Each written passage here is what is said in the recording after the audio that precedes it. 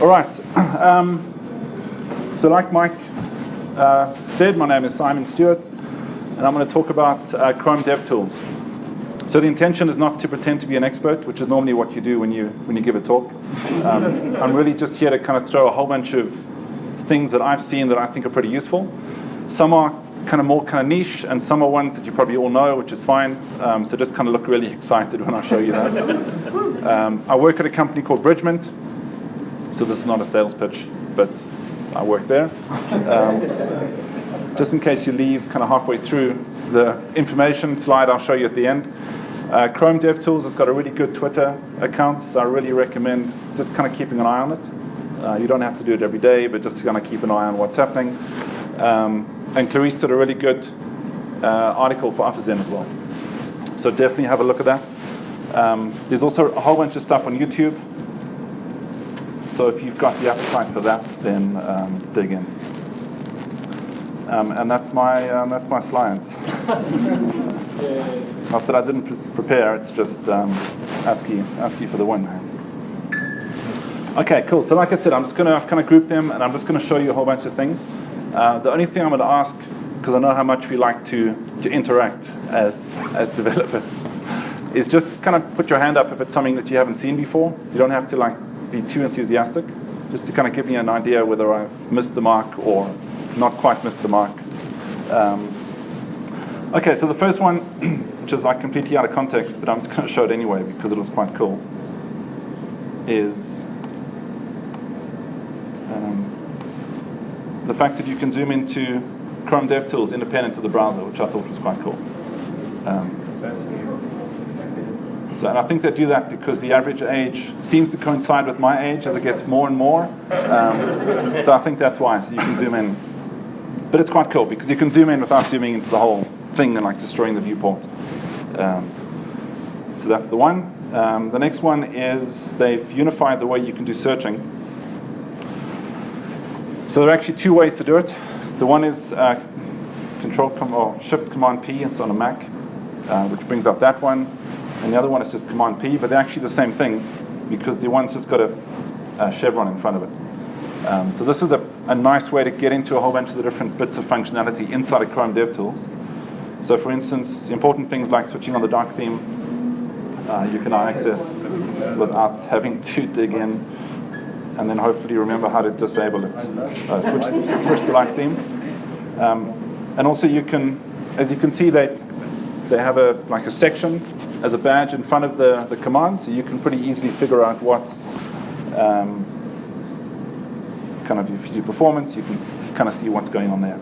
So they just help to make it a bit more discoverable, which I think is quite useful. Because one of the things with Chrome DevTools, and it's great, but they tend to change things a whole bunch, all the time. So whole tabs will just appear and be merged into other things, and external tools will just appear and get merged into other tabs. So you need to kind of just keep up to date on what's going on. But that's where the YouTube channel really comes in. Because for every release of Chrome, every kind of 6 weeks, they tend to release a bit of an advert about DevTools, which is pretty useful. Okay, the next one is, so let's get rid of DevTools. So obviously you can click in the top left corner to refresh. That's not new to anyone else.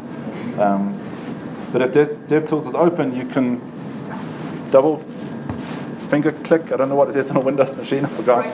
Right click, that's what I meant. And it brings up a couple of options. So instead of having to kind of remember how to do a hard refresh or anything, you can do it.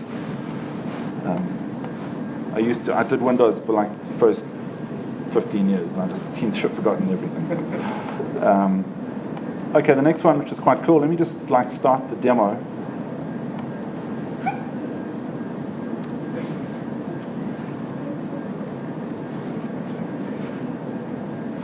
So I am using Angular, but it really doesn't matter what you're using. In fact, Angular was probably not the best thing to demo because a lot of the scripts kind of get pulled into other scripts, and it's a bit tricky to kind of debug things from a DevTools point of view. But, well, that's what I did. So this is my demo. So don't hire me to do front ends. So let me just zoom in so you can appreciate the full glory of that. And I'm also colorblind as well, so it's just to kind of add insult to injury. So anyway, but that's not really the actual thing I wanted to show you. Okay, so what you can do really simply now is, without having to use external like extensions, is you can do screenshots. So you can do a full screen screenshot. So if you zoom right down to the bottom, there's the thing that says below the fold. So if I do a capture full size screenshot and I open it, then you can see right at the bottom, which is pretty useful. So occasionally you want to demo like the full glory of what you've done, and you don't want to just kind of do it like manually or zoom all the way out, which I tend to do. So now you can do it in a much better way. The other one related to screenshots is if I select an element, I can say capture node screenshot, and it'll just capture that. I don't think I zoomed. I think maybe the zoom broke it. Can you just give me 1 sec? Let me try that again.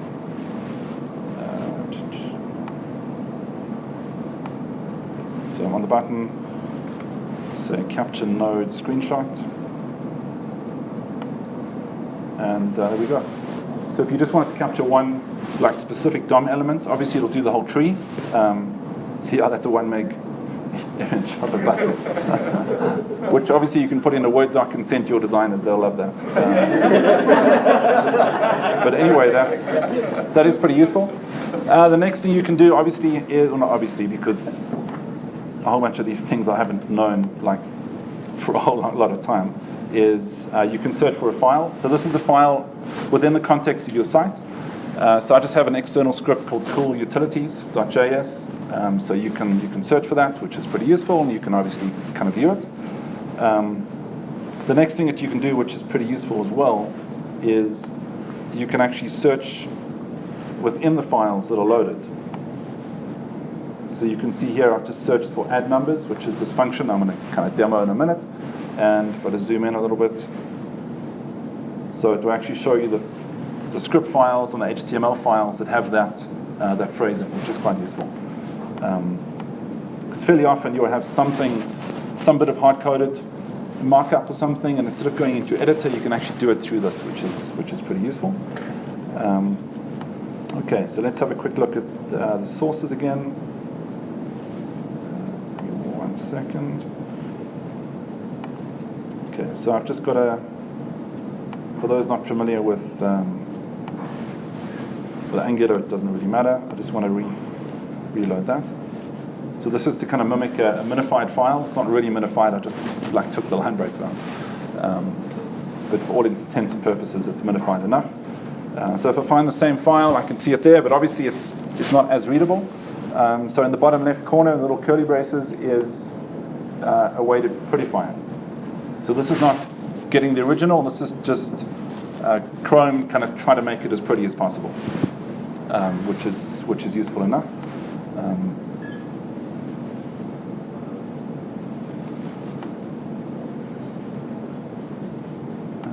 Okay, so let's have a look at some of the CSS ones.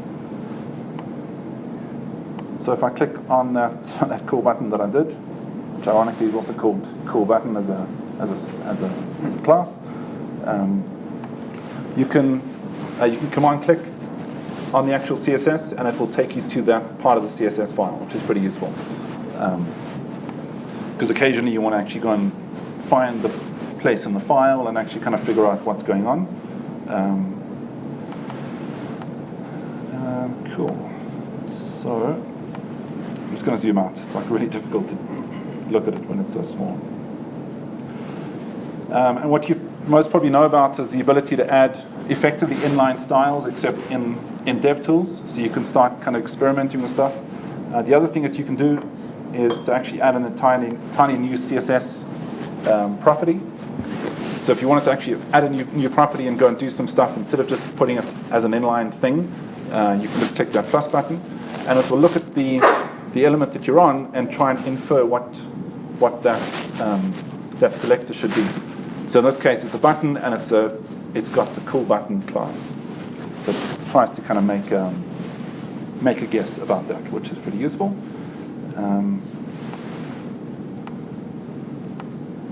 So the next thing, which is pretty useful, and I've seen this occasionally in Teams. It's difficult not to kind of laugh when somebody does it, but maybe that's just me being a bit of an idiot. So if you wanted to figure out what the hover state would be, instead of trying to hover and then move your mouse really quickly and think you're going to trick Chrome, which I'm sure we've all done. Do that. What you can do is you can go and toggle the state of that element, which is pretty useful. So you can toggle the state, and if you've got specific things that are going to apply to that element in that state, you'll see it in the bottom right corner. So it just makes it a bit simpler, a bit less fun, but it's a bit more productive. All right, so the next thing, which I'm sure we've all done, and I tend to do it like more than I'd care to admit, is, I'm just going to refresh just to kind of get back to a known state, is you go make a whole bunch of changes in CSS, in DevTools, and then you refresh or something happens and you lose all those changes and you can't remember what you've done. The amount of time that I wasted is unbelievable. So for those that don't know what I meant, so if you go and change the background to red and then you refresh, obviously it's lost all those things because it doesn't understand there's no state. Because you're not actually modifying the file, you're just modifying the state. So one of the cool things that you can do, which in 2 demos time will be the pinnacle of my talk, you'll see why, is what you can do is you can actually add an override folder. So I'm just going to make a folder called that. Let's see, I had some issues with it, kind of remembering old things. And you give it access to your file system because, I mean, what's the worst that can happen?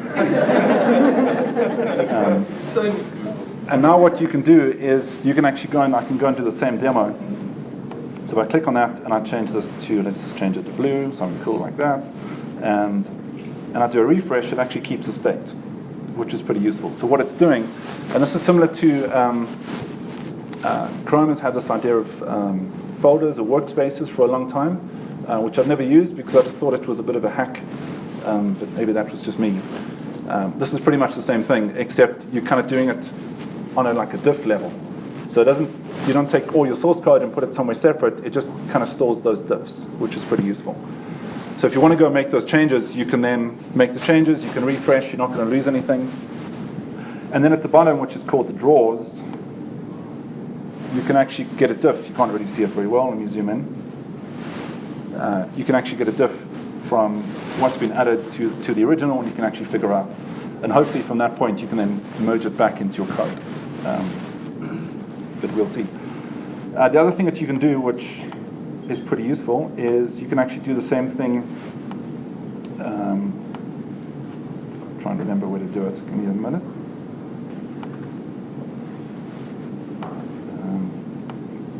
That is the issue with DevTools, is it does so much stuff, you actually got to try and remember where the thing is, or what filter you're applying. So if I open up an image in the sources view, so you can see the image, there's nothing really to see there. But using these local overrides, you can actually go and override an image. So let's go and pick a random image off my hard drive. What could go wrong? So refresh in there. I need to move DevTools so you can see. We might need to edit this out, depending if anyone complains. And there's a half-naked picture of Tony Danza and that other guy, which you can't really see, and now it's worse because you can't really see it. Maybe that all backfired, I don't know. But what's pretty cool is you can actually go and modify a whole bunch of images. You can go and drag your new version in, and you can test how the rendering works in the site. And then obviously if you actually want to commit those changes, you can go and do the diff, and then you can actually go and make whatever change you want. So it's not going to do the diff on the binary data, but I thought that was pretty cool. So that was that. Let's have a look.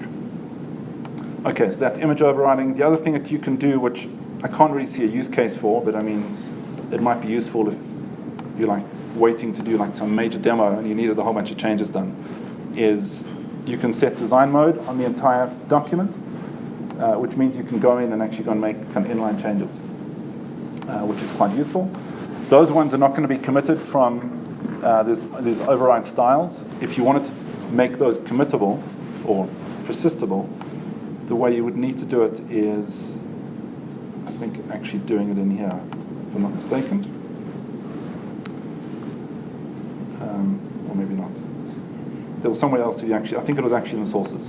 So in the sources, you have to go and open up that HTML file, make the changes, and then it stores the diff. And then when the browser renders, it's going to figure out how to actually merge those two together, which I think is pretty cool. And then you can unenable the local overrides, and then that image disappears. Okay, so that's just a couple of things that you can do using the elements. The next one is using the console. So let's take a look at a couple of ones. So this is pretty useful. So everyone's used console.log.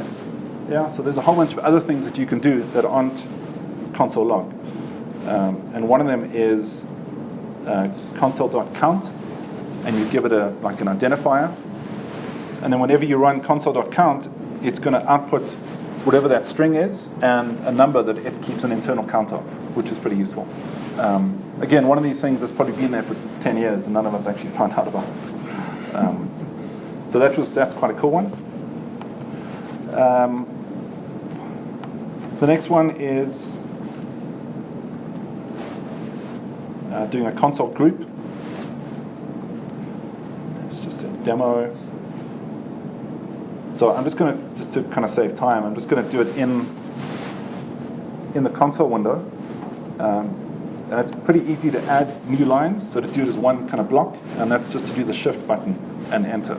So it actually does a new line. So if I do console.log, so say hello, and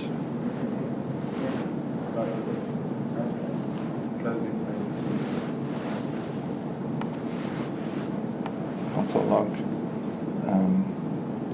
so say hello to,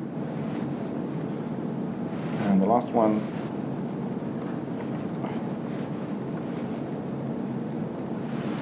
so I can do console group N, and then it actually groups those together, which is pretty useful. Let me just zoom in so you can see. So instead of just having a whole lot of console logs, you can actually group them into a logical structure, and you can then do an expand collapse and actually kind of get some sort of value out of that. All jokes aside, I think there's still value in using console logs for some things, but I would just kind of use some of the additional bits that you get, so not just console log.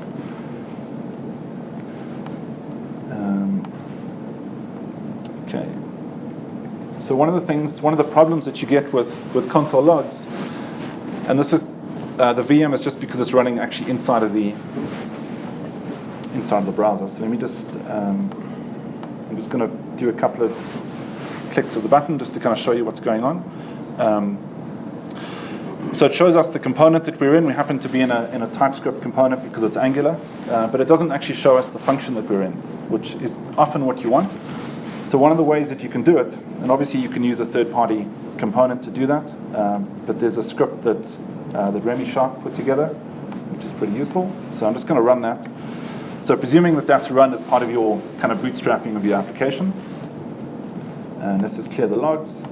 And if I do a click now, it looks a whole bunch messier than it was before, and you can obviously clean it up. But the benefit is you actually get the function and the whole kind of stack trace of where you were, which is pretty useful. So that might be something you want to switch on and off. But it's definitely something that I'm getting some use out of, which is cool. The next one, which is one of these things that I think's been there forever, but I never knew about it, is styling your console log, which is pretty useful. So you can actually do like a whole bunch of stuff. But one of the things that I'm using it for with one of my clients is to actually allow them to kind of decorate the console logs depending on the severity. There's other ways to do it, but it was just an easy way to actually get that going. So that's styling the console logs. And you can put, that's just CSS. It just happens to be in one string. So obviously if you had an array of bits of CSS, you can just join them together and then voila. pretty useful. I tried to do like animations and that didn't seem to work. I don't know if they just didn't implement it, but I'm sure with enough interest, someone will actually want to do that.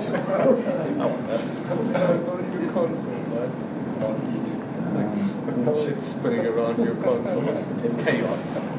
Well, I think that'll actually be the best thing ever. But anyway, okay. So that's using some style. So the next thing, which is pretty useful, is to preserve the logs. So if you refresh your browser window, it clears out the console log, which is often what you want, but sometimes not what you want. So it's just a built-in toggle. So if I refresh now, it just depends. It doesn't destroy the log, which can be pretty useful. Obviously, you can delete at any point by doing that. And something else that's pretty useful that's also built in, you don't need any sort of third-party library to do that, is to enable timestamps. So if you wanted to keep a track of when those events were actually happening, you can just enable that.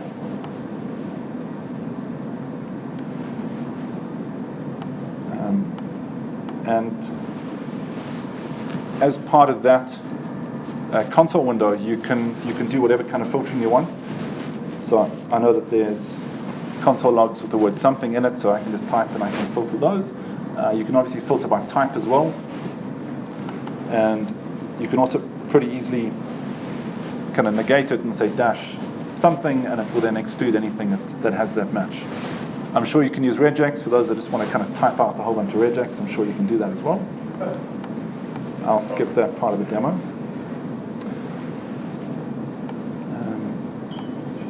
There's also the performance. You can actually do a whole bunch of performance counters as well, built inside of the browser.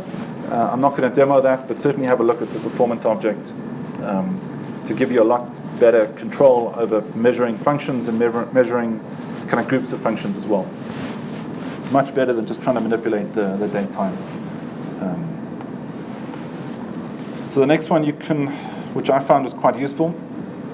So presuming we've got an object, let's just kind of do something random. Let me just zoom in as well. So fairly often, I want to copy that into the clipboard, and obviously you can go and kind of drag and select and copy, but there's a copy command as well that you can just say copy the object, and then if I just paste, it's there, which is pretty useful as well. So it's not going to be one thing that's going to kind of make your life better, but I think there's a whole lot of small things that kind of add up. Okay, cool. Let me just double check which script I've got running. Okay, let's get rid of that.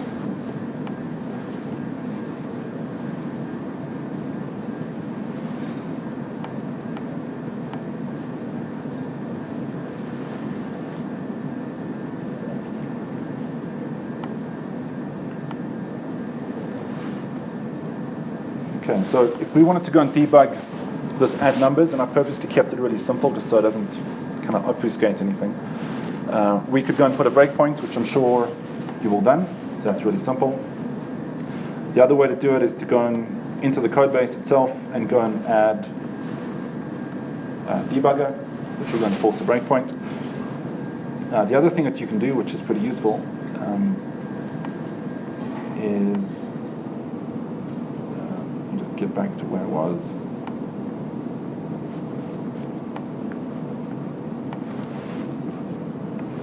So I can actually say debug and give it the function variable.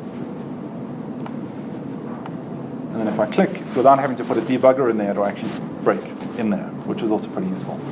So either putting debugger or putting a breakpoint or using that debug. And it's just going to wrap the function, so it's a very simple thing about what it's doing. But I think it's pretty useful. All right.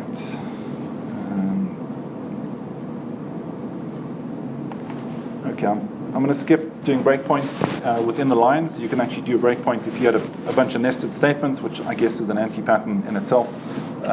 You could go and put a breakpoint somewhere along that line, which is quite a cool thing. Conditional breakpoints are also useful. And this is something that we've had in we'll say proper languages, in other languages for a long time. So it's useful that they've actually added it now into DevTools. They've also added a continue to here. So if you're debugging and you want to not debug up and you want to just continue debugging at a certain point, you can now use the continue to here gesture. And they've also fixed like a usability thing. If your page was stuck in an infinite loop, you can actually break out of that and get a breakpoint going again. So that's pretty useful. So looking at some of the networking things that they've added, let's just get to the networking tab.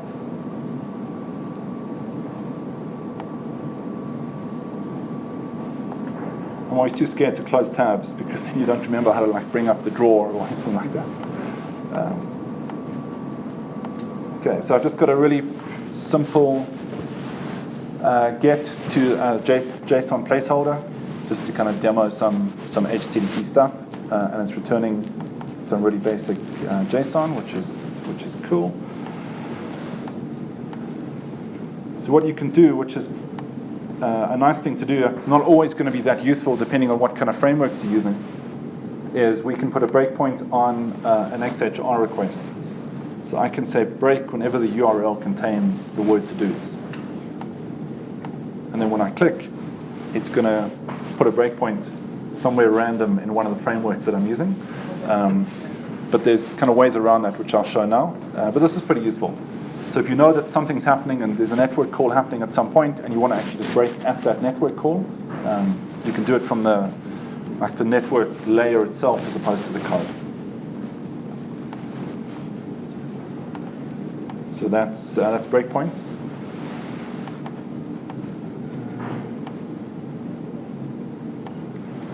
So the other thing that they've added is the ability to search on the network layer itself. Let's try that again. So you can search on, can't really see it in the bottom left corner, but you can search on headers, which is pretty useful. So if you know that one of your calls is passing a certain header or receiving a certain header, you can search based on the actual headers that are getting tracked in the network layer. And you can also simply filter out based on certain methods. If you only want to see the posts or the gets or whatever you want to do, you can do that all within inside of DevTools, which is pretty cool. And if we go back to the networking layer, you can right-click and copy. You can copy as the fetch. I'll just show you what that looks like. So it gives you the fetch command. No, you can't really see it properly there. But if you wanted to do some really quick prototyping for something and you wanted to copy that out, this is similar to what you get with Postman, the way it will do a little bit of code gen around the network call itself.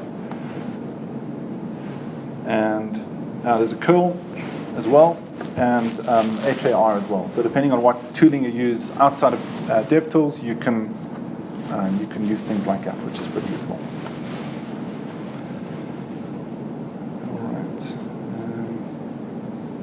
Okay, and the HAR you can import and export, which I guess you would presume that you could. So one of the issues that you'll have is, for instance, in the network tab, the initiator is not necessarily your client code. It could be something further down the framework stack that you're using, which doesn't really help you because I don't really care what Zone is doing. Maybe I should, but I definitely don't. So seeing it as the initiator for the call doesn't really help me. So what you can do is you can mouse over it, so it brings up this whole huge tooltip, which is fine. And now they've introduced something called black boxing. So you can actually black box a script, and what that means is it kind of removes it from your kind of field of vision.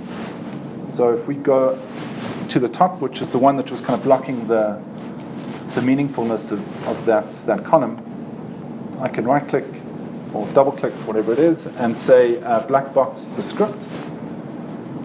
And what that does is it actually just removes that script completely from, again, from kind of how you're perceiving what's happening. It's still there functionally, but it's not going to show it. So So now we can see that the initiator is actually the thing that we actually care about, which is pretty cool.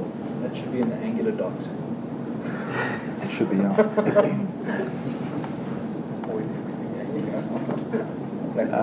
And you can also use that same thing from sources. So if we're going to go and debug, let me just show you the before and after.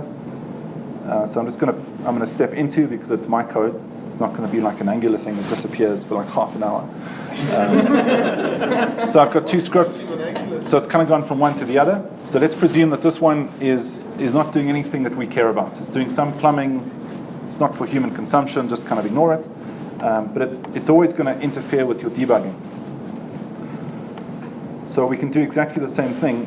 If I step into it the first time, what I can do is I can right-click and I can say black box the script. And then the next time I break into that, even if I step in, it's not going to step into that black box script, which is pretty useful. So fairly often you've got these big chunks of code that you never want to step into. So using the black boxing, that you can actually get around that, which is cool. And at some point you want to figure out what you've actually black boxed and unblack box it, because you're going to black box the wrong thing. So there is a setting, you can go into it and you can just remove that exclusion really simply. And you can also use patterns as well. So if you've got certain patterns of scripts that you know you must always ignore, you can use the regex instead of going into individual ones, which is pretty useful. As far as I know, that's a reasonably new thing. Okay, so we've had a look at black boxing.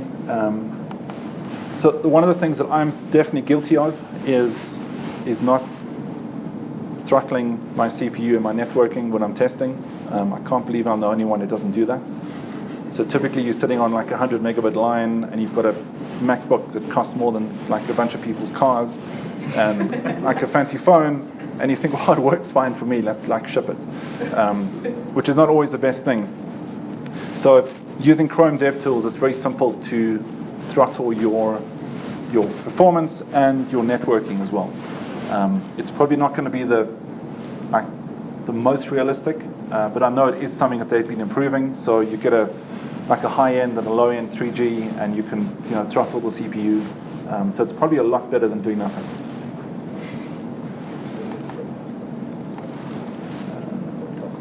So depending on how many animations you're doing and kind of really how much you care about the finer grained performance, it's trivial to add the frames per second.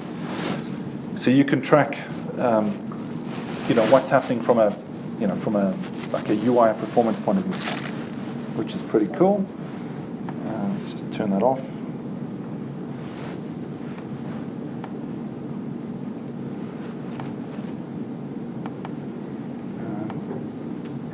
Let me show you Node debugging pretty quickly. So I've got a really simple script that's just starting a Node server. It's kind of the one of like the hello world. And instead of just doing Node index.js, I'm doing Node -- inspect index.js. Apparently it matters a whole lot, the order that you do that. I didn't think it would, but that was me trying it and then swearing subtly at the back of the room. My demo is broken. So what I've done is I've started that, and what I can then do is go to Chrome, inspect, and because of the fact that there's a whole bunch of standards kind of being used here, we can actually go and inspect that node process. So there's our code, and we can put a breakpoint, and we can hit it as a normal HTTP server, and we can actually breakpoint, kind of step through and things like that, which is pretty useful. I don't know the use of this if you're using something like VS Code or WebStorm or one of the other tooling. I think that'll be a bit kind of heavier weight. But certainly for something simple, if you wanted to just go and debug and see what is going on, that's probably not a bad way to do it.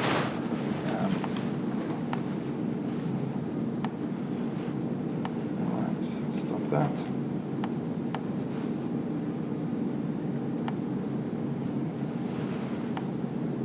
Okay, so the next thing, which I'm not actually going to go into, I'm just going to kind of show it for those that aren't aware. Although I guess I can run it for what it's worth. There used to be an external tool called Lighthouse, and now it's an internal tool as part of Chrome now, or part of the dev tools. And this is a really easy way of getting a quick performance metric of your site.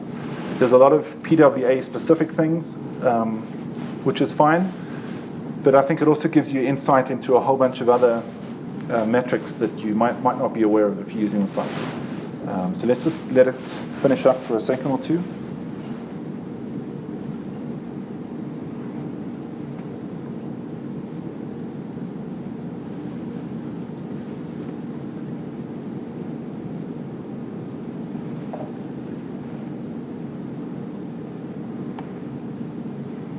I don't think that's going to help the metrics very much.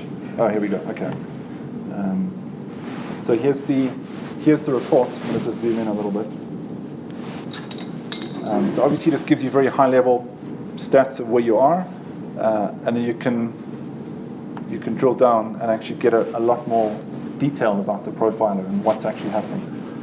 This is definitely not something I'm going to cover at all because we're pretty much out of time.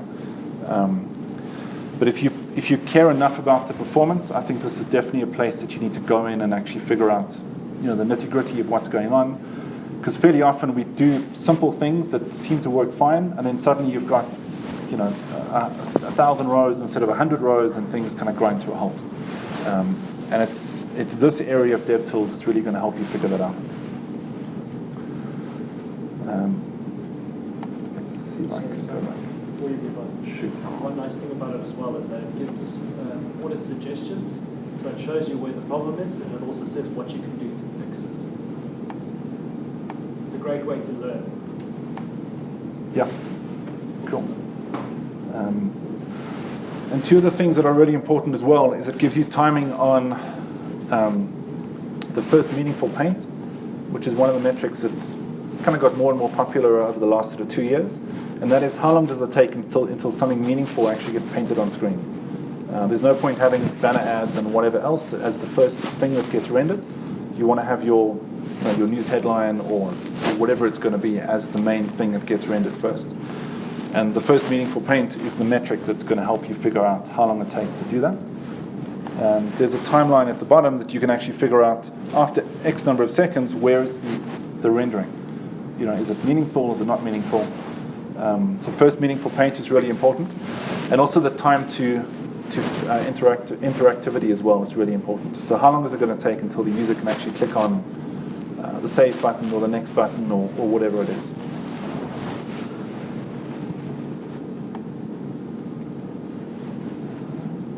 Okay, let's see if there's any other ones.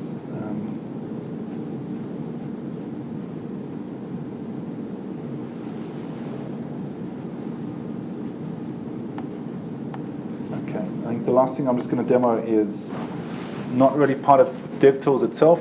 It's using Puppeteer, which is a way to use headless Chrome and actually use it for some sort of automated testing, which is quite cool. Let me just get to that spot.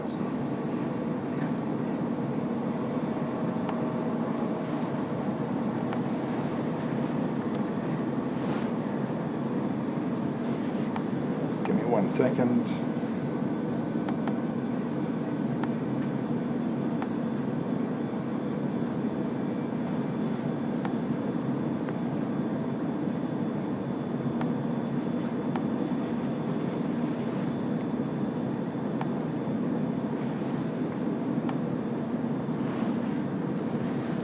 So as part of Puppeteer, they give you a couple of kind of recipes that you can play around with. This one's pretty cool. This one gives you side-by-side browser windows, and it will show you the rendering speed. So I actually went in and fiddled with the code a little bit because it looked like it was rendering at the same speed, which seems a bit pointless. So I made the one kind of a slow 3G and the other one a normal speed, whatever the slow 3G is I'm on. And you can actually see the rendering speed of how quickly it actually takes. And they give you the code, so you can just go and modify it if you want. But it's a pretty cool metric to get. And this is probably something that you could fit into a build pipeline as well. So to figure out how long it actually takes until until the network activity is stopped, which is where that metric comes in, which is quite cool. So you don't have to just eyeball it, you can actually get that data churned out. And that's using Puppeteer. All right, cool. So that's pretty much the end of what I'm going to show you. There's a whole bunch more, so I really do encourage you to go in and have a look. Things like code coverage are really useful. So again, it doesn't negate all the other tooling that we use, but the fact is that it's built in and it's probably directly in the browser that you're testing in. It's definitely a good thing to go and dig in and just kind of have a bit more of a look at. All right, cool. Thank you very much.